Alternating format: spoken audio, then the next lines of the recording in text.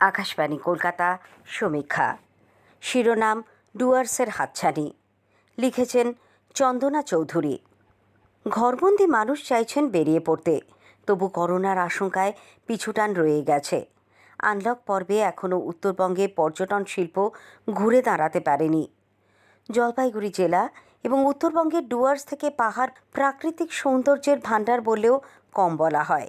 সেই সৌন্দর্য উপভোগ করতে অন্যান্য বছর পর্যটকদের ভিড় উপচে পড়ত প্রকৃতির কোলে। লকডাউনের শুরুতেই পর্যটকদের কোলাহল স্তব্ধ হয়ে যায় পাহাড় এবং ডুয়ার্সে। কর্মব্যস্ত জীবন থেকে কয়েকদিনের ছুটি নিয়ে যারা প্রকৃতির কোলে দুদণ্ড জুড়িয়ে নিতে আসতেন, তাদের ভিড়ে উপচে পড়ত রিসর্ট, লজ, সরকারি বেসরকারি পর্যটন আবাসগুলি।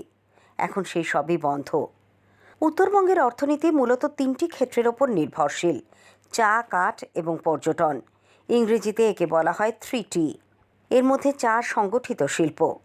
উত্তরবঙ্গে পর্যটন শিল্পের বিকাশ শুরু 80-র দশকের মাঝামাঝি সময় থেকে, কিন্তু এখনও এই শিল্প অসংগঠিত। কারণ ওই সময় পর্যন্ত বনাঞ্চলগুলিতে সাধারণ মানুষের প্রবেশ নিষিদ্ধ ছিল। অরণ্য লাগোয়া চা বাগানগুলিতেও সাধারণ মানুষের বসতির অনুমতি ছিল না। সরকারি বিধিনিষেধ উঠে যাওয়ার পর বনাঞ্চল সংলগ্ন এলাকাগুলিতে তৈরি হতে থাকে অসংখ্য রিসর্ট।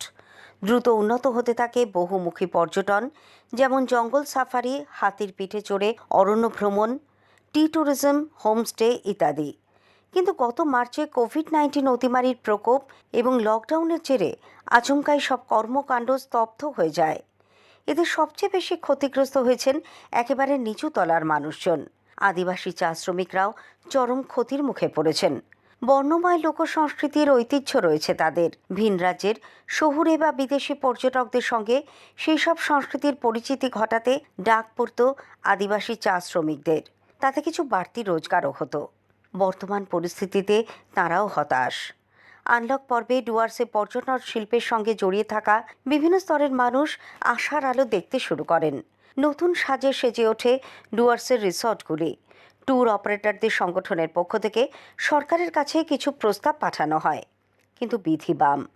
লকডাউন উঠে গেছে, জোরদার হয়েছে নানান অর্থনৈতিক কাজকর্ম, কিন্তু ডুয়ার্সের পর্যটন কেন্দ্রগুলিতে ভ্রমণ পিপাসুদের দেখা নেই।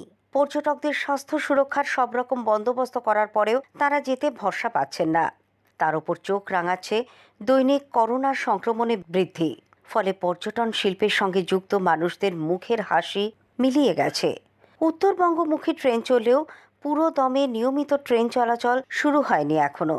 বাস চলছে ঠিকই, তবে বাধ্য না হলে এই সময় দীর্ঘ বাস যাত্রার সাহস পাচ্ছেন না বেশিরভাগ মানুষ। বর্তমানে নিজস্ব গাড়ি নিয়ে হাতে গোনা কিছু পর্যটক আসা যাওয়া করছেন। কোভিডের ধাক্কায় বিপর্যস্ত পর্যটন ক্ষেত্রকে চাঙ্গা করার পক্ষে সংখ্যাটা যথেষ্ট নয়। সব দিক থেকে ঝিমুনিতে রয়েছে ডুয়ার্সের পর্যটন শিল্প। জলপাইগুড়ি, আলিপুরদুয়ার ও দার্জিলিং জেলা এবং সিকিমকে নিয়ে প্রত্যক্ষভাবে পর্যটন ব্যবসার সঙ্গে যুক্ত প্রায় 2 লক্ষ পরিবার, পরোক্ষভাবে 5 থেকে 6 লক্ষ। জলপাইগুড়ি, আলিপুরদুয়ার ও দার্জিলিং জেলা এবং সিকিমকে নিয়ে প্রত্যক্ষভাবে পর্যটন ব্যবসার সঙ্গে যুক্ত প্রায় 2 লক্ষ পরিবার, পরোক্ষভাবে 5 থেকে 6 লক্ষ। উত্তরবঙ্গের মোট জনসংখ্যার 30 থেকে 35% মানুষ কোনো না কোনোভাবে জড়িয়ে আছেন পর্যটন ব্যবসার সঙ্গে। বর্তমানে তারা দিশেহারা। নিয়মিত স্যানিটাইজেশন, পরিচ্ছন্নতা, শারীরিক দূরত্ব রক্ষার মতো কোভিড বিধি মেনে চলার প্রশিক্ষণ হোটেল, রিসোর্ট, পর্যটন আবাসের কর্মীদের ইতিমধ্যেই দেওয়া হয়েছে।